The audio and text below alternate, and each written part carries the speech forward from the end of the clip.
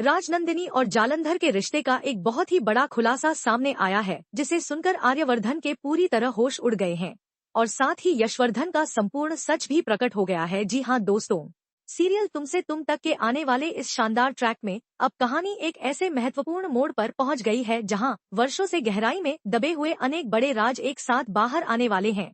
एक ओर तो यशवर्धन की असली पहचान पूरे परिवार के समक्ष उजागर होने वाली है, तो दूसरी ओर राजनंदिनी और जालंधर के संबंध को लेकर भी ऐसा सच सामने आएगा जिसे जानकर स्वयं आर्यवर्धन के पांव तले की जमीन निकल जाएगी। आने वाले प्रसारण में आप देखेंगे कि आर्यवर्धन को आखिरकार यह वास्तविकता मालूम चल जाती है कि चरण कोई और नहीं बल्कि गायत्री माता का खो चुका हुआ पुत्र यशवर्धन ही है। इस सच्चाई के सामने आते ही आर्यवर्धन का दिल भावुकता से भर जाता है, परंतु इसी क्षण में झंडे का भय और भी अधिक बढ़ जाता है। झंडे को यह चिंता सताने लगती है कि यदि यशवर्धन इस घराने में अधिक समय तक रहा तो पहले के सभी रहस्य प्रकट हो जाएंगे और फिर किसी को भी बचाना असंभव हो पड़ेगा। इसी कारण से झंडे आर्यवर्धन से कह देता है कि हमें यशवर्धन को इस घर से बाहर निकालना ही होगा, क्योंकि यह युवक एक समय बम की भांति है और जिस दिन इसकी स्मृति वापस हो जाएगी उसी दिन सब कुछ नष्ट हो जाएगा। किंतु आर्यवर्धन साफ रूप से मना कर देते हैं और कहते हैं कि मैं अपनी माता को कभी धोखा नहीं दे सकता। इतने वर्षों के बाद अगर उनका पुत्र पुनः लौट आया है तो मैं उसे उनसे दूर नहीं करूंगा, कुछ भी हो जाए।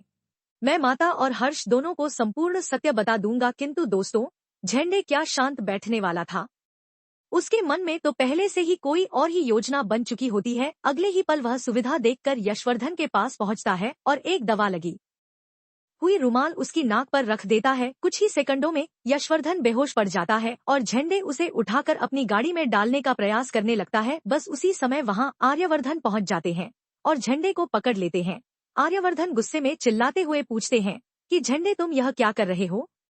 मैंने तुम्हें स्पष्ट मना कर दिया था, मैं माता को धोखा नहीं दूंगा और न ही यशवर्धन के साथ कोई गलत काम होने दूंगा। आज ही मैं सभी को बता दूंगा कि चरण ही यशवर्धन है। लेकिन दोस्तों, यहीं पर कहानी में आता है सबसे विशाल मोड़। यह सारी बातें चुप रहकर खड़ी अनु सब कुछ सुन लेती है। अनु की बुद्धि घूम जाती है और वह तुरंत दौड़कर गायत्री माता के पास पहुंच जाती है। अनु भावावेश में आकर गायत्री माता को संपूर्ण सच बता देती है कि चरण ही उनका खोया हुआ पुत्र यशवर्धन है। यह सुनते ही गायत्री माता की आंखें आंसुओं से भर जाती हैं।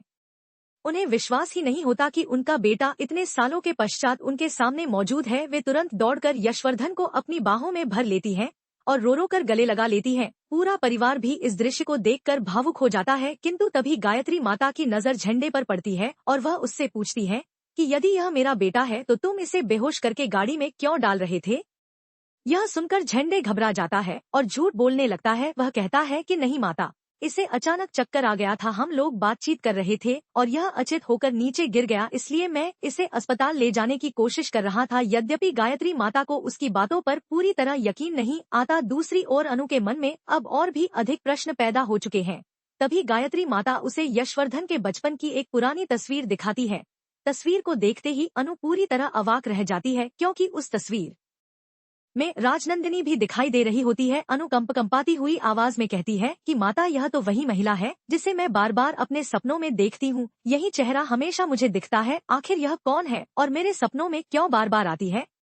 यह सुनकर गायत्री माता भी आश्चर्यचकित रह जाती है। वह बताती है कि यह मेरी पुत्री राजनंदिनी है, किंतु उसकी मृत्यु तो तुम्हारे जन्म से पहले ही हो गई थी, फिर तुम्हें यह कैसे दिख सकती है?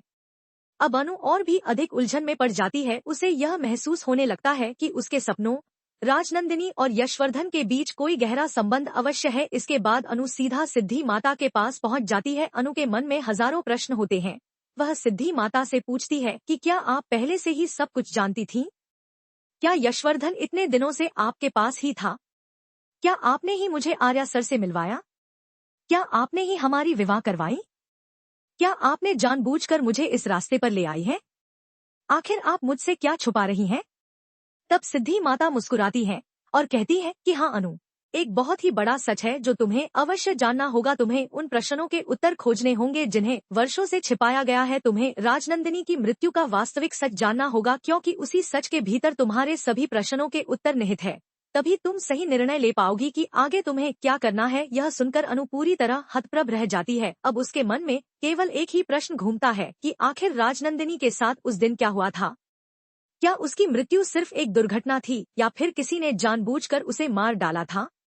और सबसे महत्वपूर्ण बात, आखिर जालंधर का राजनंदिनी से क्या नाता था जिसकी वजह से वह इतने सालों से आर्यवर्धन के पीछे पड़ा हुआ है। दोस्तों, अब कहानी पूरी तरह से अतीत के उन छिपे हुए राजों की ओर बढ़ने वाली है जिन्हें लंबे समय से गोपनीय रखा गया था। बहुत ही जल्द अनु उस बंद कक्ष तक पहुंचेगी जहां राजनंदिनी की यादें कैद हैं और वहीं से शुरू होगा सर्वश्रेष्ठ खुलासा। तो दोस्तों, आप कितने ज्यादा उत्सुक हैं आने वाले प्रसारण को देखने के लिए?